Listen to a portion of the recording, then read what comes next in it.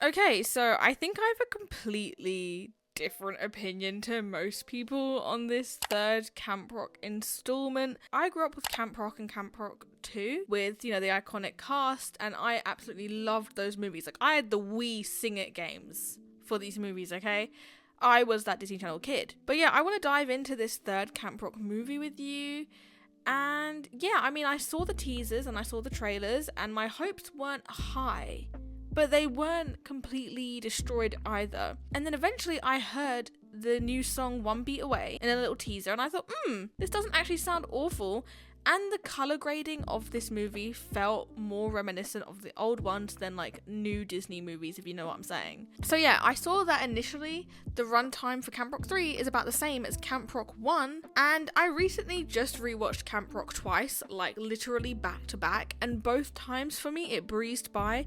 Not once was I thinking, like this is slow. So that's the benchmark here, okay? Because if I could watch Camp Rock back to back, just the first one, like that, and not get bored and have the best time ever, then I think it's a pretty good movie. Okay, so immediately we get into the movie and they're reheating Brand New Day immediately, and this took me out. I'm not even complaining about this, like it felt great to hear this song again and the like guitar notes, but the camp felt so real, so I really appreciated that, and it felt like my Camp Rock, guys. Like, I was so excited, ecstatic, one may say. I had high hopes, and I really liked the opening, as it felt like a really great choice for this opening of this movie, as it welcomes newcomers by having Leah Manny sing this song, but the rest of us who grew up with this song immediately perk up like it's our national anthem, like we're being awakened, and I was awakened, okay? They really set the tone that Camp Rock is where icons are born.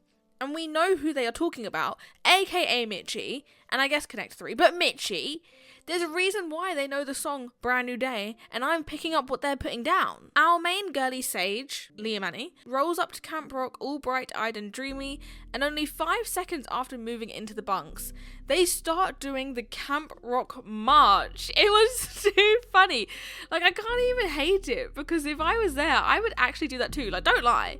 People were hating on this little opening, but you would be doing that little stomp stomp clap too. It really did take me out though, because I was like, oh my god, I cannot believe we're doing this like 5 seconds into the movie. There is a girlie at camp who is like an influencer, and she's really famous, I think, and she starts busting a move to Fire by Camp Star. That's basically illegal. You cannot be doing that on Camp Rock's grounds. Do you not know the trauma you are invoking on that land? You were not here when we were stressed about Camp Rock versus Camp Star. Oh my god. Camp Rock 2, the final jam, will always be famous. But that was actually crazy. I didn't think that would be allowed. Surely we ban all Camp Star songs, even though they were bops, but surely we ban them, right, on Camp Rock grounds? We switched to Hollywood, where Connect 3 are performing a new song, and honestly, I loved it so much, okay? And then Jason and Nate still have that same stupid vibe, but it's them, and it works, and oh, my heart was so happy. Shane is still a little diva, by the way, and I love it. They have a bit of a disaster, though, with their opening act pulling out of their up-and-coming tour, so they need to find someone else. We then cut to Maria, as in Maria, Miss Maria, the icon she is, aka Connie Torres, and she is the new camp director, and she mentions how the camp changed Mitchie's life, and now Connie runs the camp. This woman is stunning, absolute goddess, and call me an old Gen Z, but Connie isn't wrong for telling all the kids to put their damn phones away, because they need that old school experience without the distractions. I also genuinely love so much this progression of Connie becoming the camp director. I think it makes sense. She was always there with that weird Australian British guy in Camp Rock 1 and 2. So this was like a natural progression, and I think it was a really good decision. Connect 3 roll up to Camp Rock to announce that the winner of Final Jam will open for them on their tour. Connect 3 then start hashing out their grievances with each other, and I actually audibly laughed. The banter here worked well, and it felt natural, and I can't tell if it's just because it was giving Jonas Brothers banter, and they're actually quite funny online. Like, I hate to admit it, they're actually really funny online. Joe Jonas specifically. But no, they still feel like Connect 3, but I don't think you guys understand how hard it is for me to audibly laugh at something in a movie out loud. Call me boring, maybe. Maybe I'm a really tough crowd and a tough critic. But it made me audibly laugh, okay? And I rarely have that. Okay, anyway, new song time. Sage starts singing One Beat Away. And you know what? She's really good. No lie, guys, this song slaps, and I have added it to my Spotify and it is on rotation. I also think the choreo works really well for this song, and during this song our main guy arrives, aka Malachi, the man that's like plastered everywhere in Disney right now, and he arrives in a police car. I think they wanted him to seem like a bad boy, but it was more so giving like my dad is dropping me off. Leah Marnie is really great in this opening. She's a really good dancer as well, and her vocals are impeccable. Like, there's nothing to complain about here. She's got the depth and grit to her voice that Demi had, so yeah, no complaints. Demi's obviously still the bar. Like, she was singing like Hayley Williams back in the day. That's insane. But yeah, anyway, Leah Manny's really good, and I think she's a great choice for this role. I also really enjoyed how this sequence took us throughout all of the campgrounds to all the familiar places we had seen, from the canoe area to the we can't back down lunchroom to the bunks. Sage bumps into the new guy whose name is Fletch. Fletch. What a lame name. I'm so sorry. It's such a bad name. I can't even lie. But moving past that, what a typical boy meets girl kind of entrance. Like, the fact she bumps into him. I've never seen this happen in real life. If it has, you're the main character. Fletch really leans into the whole bad boy aesthetic by threatening the lives of the boys he is bunking with. It's quite funny though, because at this point I wasn't entirely convinced by Malachi's performance. We get a glimpse into Sage and Fletch's characteristics. Sage is a very kind and welcoming individual who sees the best in everyone, and Fletch is also proving to not be as intimidating as he may seem, potentially being misunderstood. Because everyone's assuming that because he rolled up into a cop car that he is a bad boy, when I was at this point in time pretty sure that that was just his dad. Then we encounter the first challenge of camp, and it is to sing one of the biggest hits of the camp and make it their own. So we know that they're going to go into an OG song with this. Also, before we move any further, I do want to say, now before I forget, that one of my only problems with Sage as a character is she's kind of, not boring, but there's not much about her, if you know what I'm saying. Mitchie was kind of an underdog. Mitchie wasn't so sure of herself. Mitchie didn't have that confidence we saw her grow as a character. Whereas, spoiler, but you're here for the video, throughout this movie, Sage kind of stays the same from the beginning till the end. Like, she's very confident at the beginning. She's quite outgoing. She doesn't have like an underdog ability to her. She very much knows what she wants and she's going for it. And there doesn't seem to be much working against her. So that's that's one of my complaints about this movie. I think they could have made her a bit more of an interesting character to follow.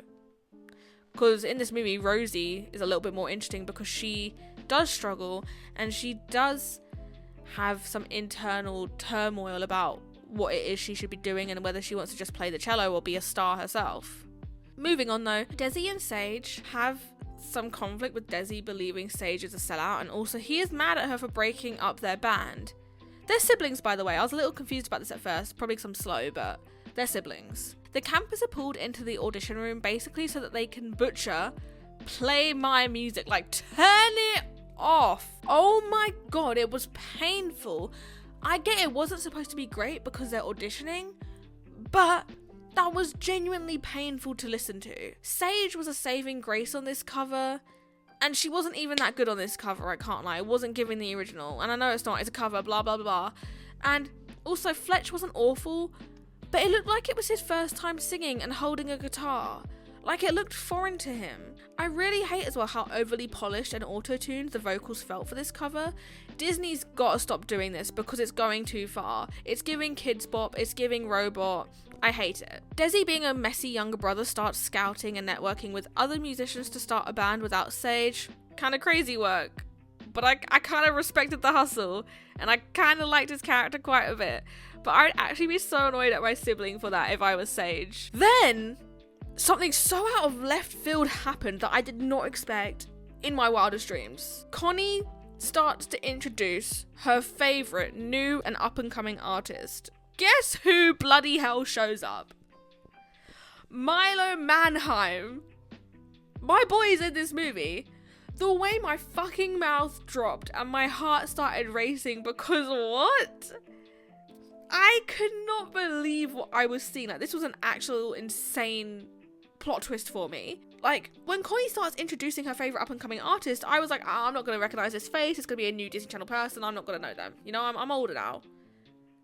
But then she brings up Milo, and I'm like, oh, I know that face. I recognise that face. That face does not disappoint. If you can't tell by now, I quite like Milo, and I'm really excited to see him in Tangled, despite everyone seeming to switch up on him and say they don't want to see him in this, which is crazy work, considering the internet literally begged for years for him to be in that movie.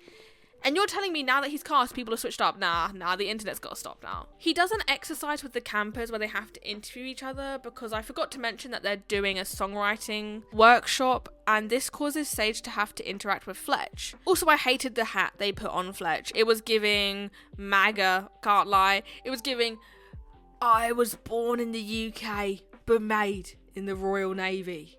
You know, you've seen those ads, my UK people. You see those ads at the cinema, right? Anyway, Fletch demonstrates how quickly he reads into Sage as he mentions how she bites her cuticles, makes a joke when she avoids talking about serious stuff, and that she sometimes sings when she talks. He then segues into how he's been playing with a melody, and he whips his guitar out and starts singing. I was prepared to feel so cringed out, but I'll give him some props here. It wasn't actually too bad.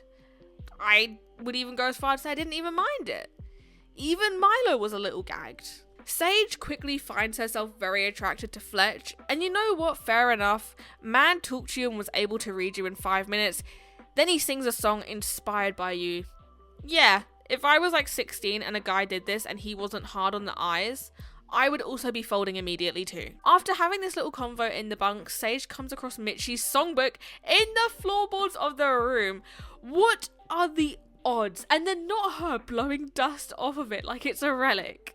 Way to make all of us feel bloody old. The second challenge is then all about their ability to put on a performance. They need to be a triple threat.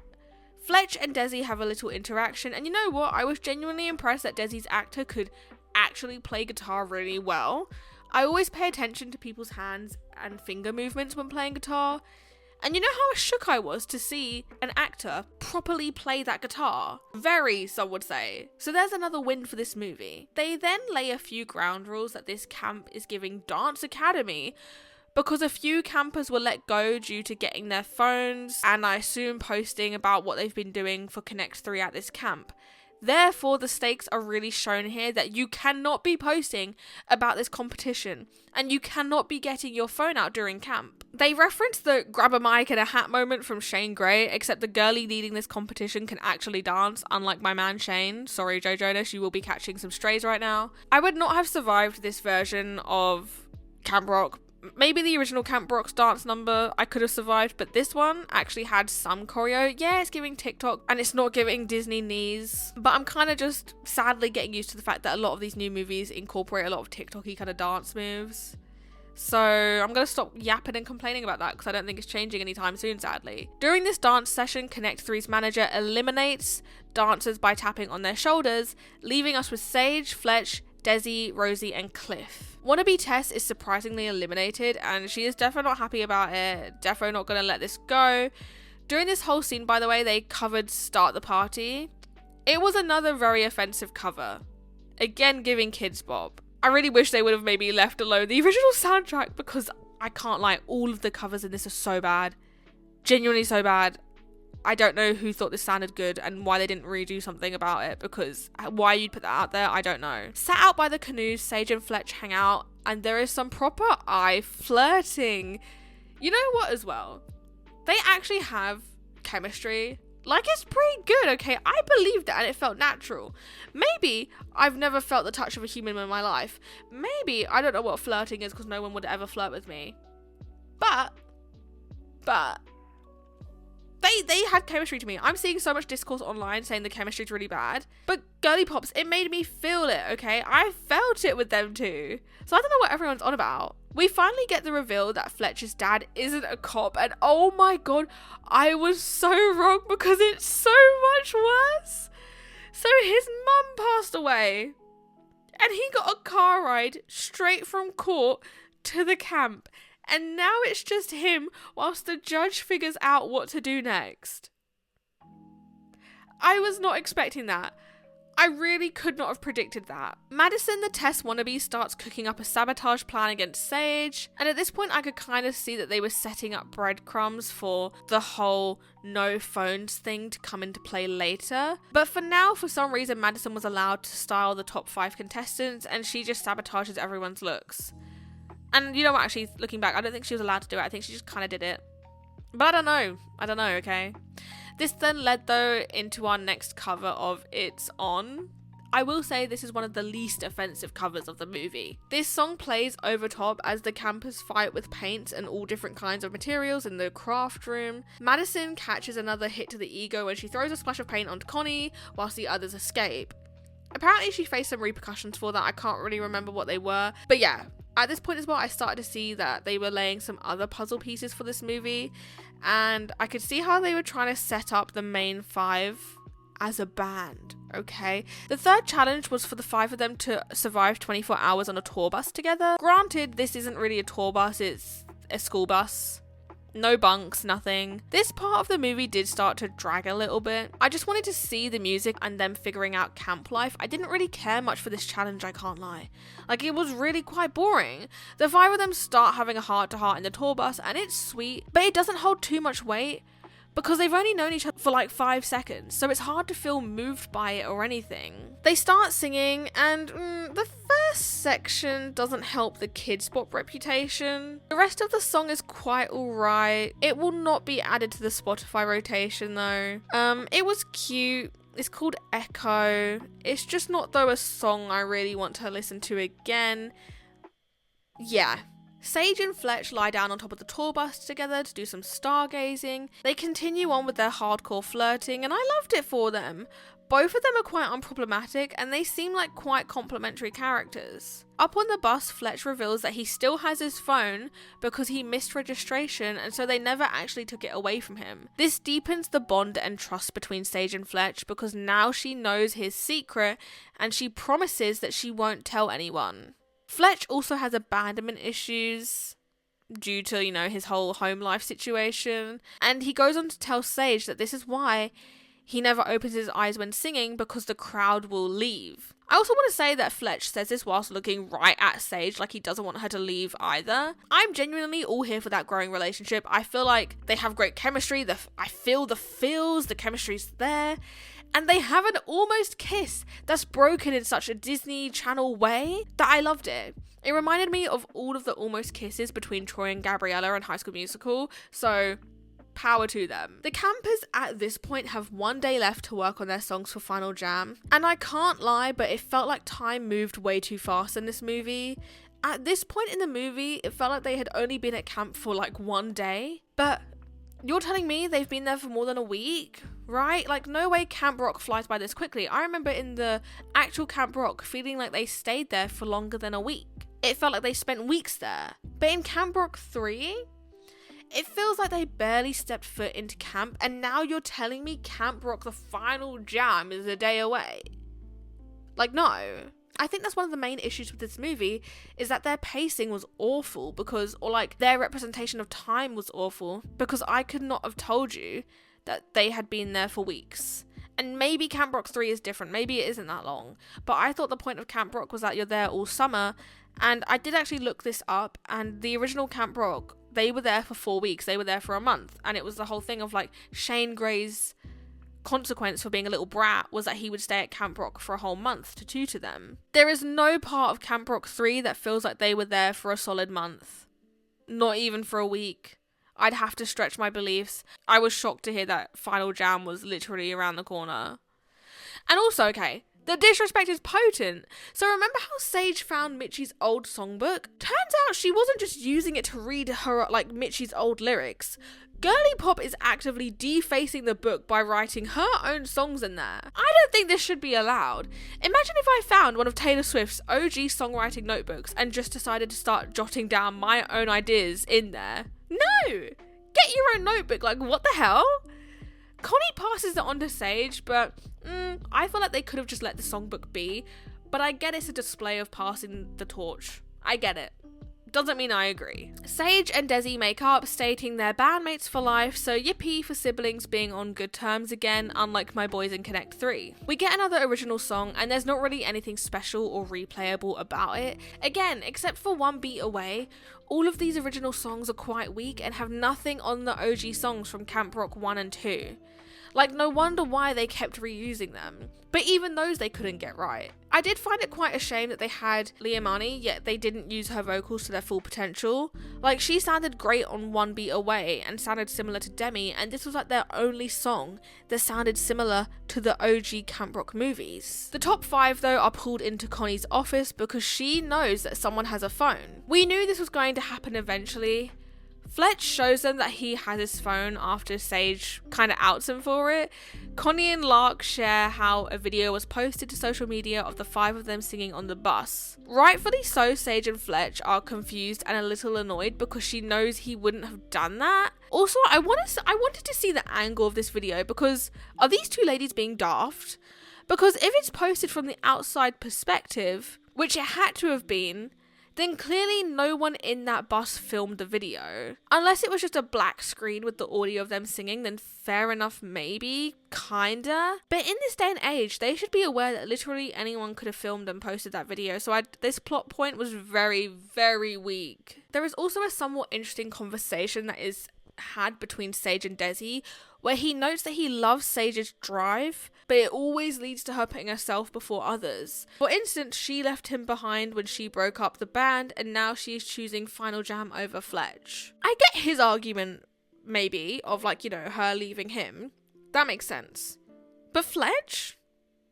Why would she choose Fletch over Final Jam? Like, genuine question. Girlie's got a career to grab. You can't be thinking about the guy you met 5 minutes ago.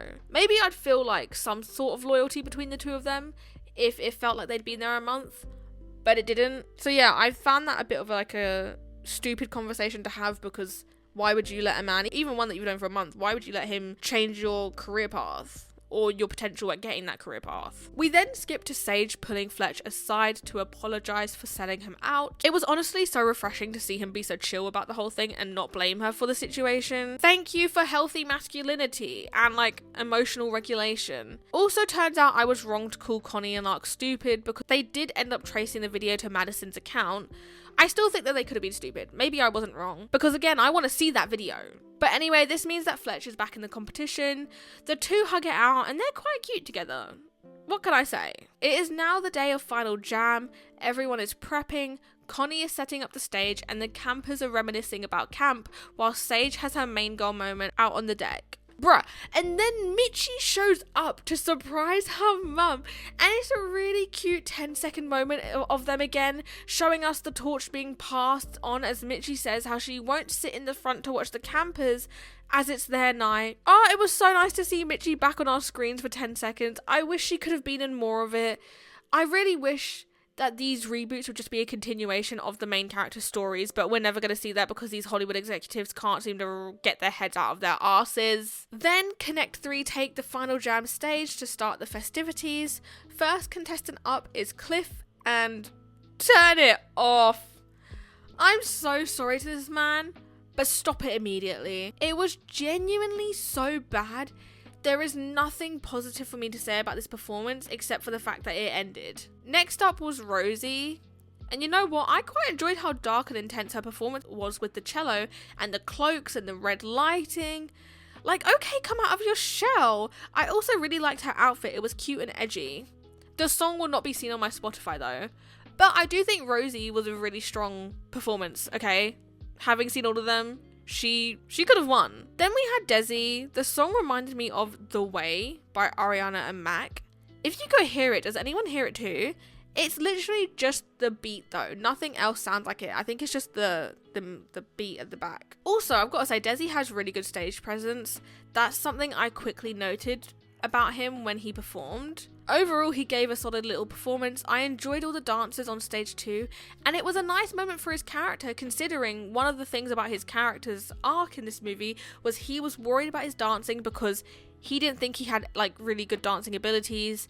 So it was a very well done full circle moment to see him dancing up on that stage in a confident manner. I also want to say he gave me mini Ross Lynch, Austin Moon vibes. Did anyone else get this? Because he was giving that to me and I'm not against it. I thought it was adorable. And maybe it's the bleach blonde hair, but I think it was also the stage presence. I think he had that kind of aura to him. Fletch then takes the stage to sing the song we heard him sing at the beginning of the movie. I think, unless it just sounds similar to the one he sung when Milo got them to do that exercise, but I'm pretty sure it's the same song. He does sing with his eyes open this time, but his performance, my god, is it a snooze fest. It's so lackluster. Man just sits on the chair with a denim outfit, a guitar, and a dream. I thought I would see something more from him considering he is our leading male character, but nope, very lackluster. Left me desiring so much more. Also bugged me that he walked away from the mic to just sing without a mic into the open air. I get that they had a bunch of mics rigged around the stage, but would that work? Would he actually have been able to project his voice with those mics? Finally, Sage takes the stage when she quickly evicts her band. She gives a speech about how winning the competition isn't the reason she came to Camp Rock. She starts vouching for all of her friends, stating they should be chosen as the opening act. Girl, honestly, stop. Oh my god, just go sing. Because all my days, I did not need this moment. I did not care. It's sweet, but I didn't care. Sage finally starts to sing, and then bam, her friends start taking the stage as her band, and I called that. I think it's a good conclusion because they seem to work as a band in my personal opinion. One thing though that I was a bit iffy about is I couldn't tell if having them on stage was planned or not, because she doesn't look that surprised to see them, but at the beginning when she sees Rosie, she looks surprised. There's no sense that, oh, this is unplanned, oh, they've come out for me like we really are supposed to be a band. I feel like it could have been a really good moment shared between all of them. Again though, this final original song was a Nothing Burger original song, which is a shame because One Beat Away set the bar quite high and it sounded like an OG Camp Rock song, but the rest of the soundtrack really lets them down. I don't know if it's everything being overly produced, but I just don't think the songs are even that good regardless of production. Connect 3 and Mitchie all meet up backstage, and Mitchie lies through her teeth, saying it's the best final jam she has ever seen. Miss Mother, don't play with me right now. I know she didn't get to technically witness her final jam the same way, but yours was the home run. This one was child's play. It was so bad, actually. Also love how she recreated the "she's really good" meme. I'm here for it. People being mean about it online about them recreating all these OG moments, but I don't care, okay guys, have some fun. Mitchie basically spells out for Connect 3 that they can pick all of the kids. They all get chosen to be in a band together by Connect 3. This would have been hilarious if they were pissed and didn't want to be in a group together. I would have loved to have seen that actually. Like, they're all like, wait a minute, we didn't start off with this. Anyways, Mitchie and Shane have a little conversation about how magical camp is. And this conversation ends with us not really knowing where Mitchie and Shane lie, but I'm leaning towards them not being together at all and that they're still civil, kind of like Joe Jonas and Demi in real life. And you know what? I'm actually not mad about it. Because as we see with so many celebrity relationships, they don't really last, guys. And yeah, it would have been fun to see Mitchie and Shane together, but they were both in the music industry. I feel like they were never going to end up together. Yes, we could have had them end up together, and I would all be for that. I would be 100% 10 toes down for this. But at the same time, I'm not mad because, yeah, I'm not expecting them to be together. Oh, and then Mitchie kind of sees Sage, or Sage sees Mitchie, and like, you know, she's seeing her hero, and they share a little look, another passing the torch kind of look. This then leads into the new campers in Connect 3 singing We Rock. Watching this performance really showcased how the new original songs for this movie had nothing on Camp Rock 1 and 2 and their legacy. It was really nice though to see Joe and Nick singing the song. I love as well how Joe Jonas sings, by the way, because he always looks really constipated, like he is straining so hard. But man can sing, I'm not taking that away. I just love the special little way he sings because it's so individual to him. Overall, I thought this was a very inoffensive reboot. Was it great? No. But was it awful? Not at all. I actually quite enjoyed a lot of this movie. I think the beginning act was a lot stronger than the following two. The first act was just a lot punchier and exciting, and it really used all of those nostalgic moments to grab us. I think the chemistry between Sage and Fletch was really strong, and I wouldn't be against seeing them paired together again. I think that relationship between them was a really strong point of the movie. However, while saying that, I also do think they did a weak job of fleshing these characters out. We got a very two-dimensional look at all of them, because after the movie I couldn't really tell you much about these characters, and I don't feel any connection to them. And I think the problem was they really oversaturated the main cast, because they were focusing on Rosie, Cliff, Desi, Sage, and Fletch. Whereas the main one just really followed Mitchie. And by doing that, in the original movie, I felt such a connection to Mitchie and the friendship she built at Camp Rock. I can't lie as well, the music was a really big letdown. Again, besides from One Beat Away, none of the other songs stood out and their covers were really bad. All of them gave Kids Bop, and I don't know why they couldn't just get some of the songwriters from the original movies. Maybe they did, but it certainly doesn't feel like they did. Like I said at the beginning of the video, I literally just rewatched Camp Rock 1 twice in a row, and not once did I feel bored or like I wanted to stop watching. Additionally, all of the songs slap. There's not a single miss on those soundtracks. It really was hard for a third installment to match that hype, I guess, but I think they definitely could have done this. I think they could have matched the hype. The songwriting is definitely an issue. I think it's also the way they're producing these songs to sound way too clean. Let these people sing and sound like actual humans instead of robots. I know Liamani can sing, so why are we overproducing her vocals? Why does everything have to sound so perfect and automated? And why are we scared of guitars and drums in our songs? Why? Genuinely, one of the key factors in the OG Camp Rock songs is the use of actual guitars and drums, not automated machine-made ones. Wait, did I just solve the issue? Someone give me a payout, please. I'm poor. Because I just think that's what a lot of these new songs are missing. They're way too just electro pop. They're not focusing enough on actual instruments. I think in an age as well where AI is on the rise and everything's so fake, people would really gravitate towards songs that sound real, like a band actually put them together.